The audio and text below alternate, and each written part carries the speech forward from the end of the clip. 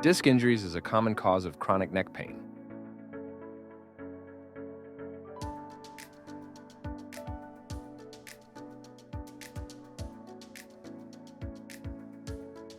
The inflamed annular tear causes neck pain.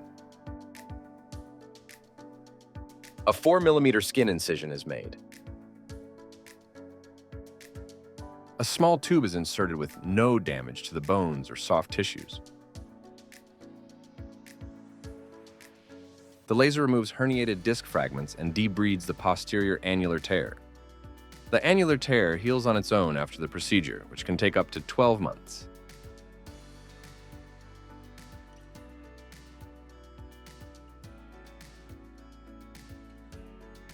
For more details, please visit our website at www.deukspine.com or call us at 1-800-FIX-MY-NECK 349-6963.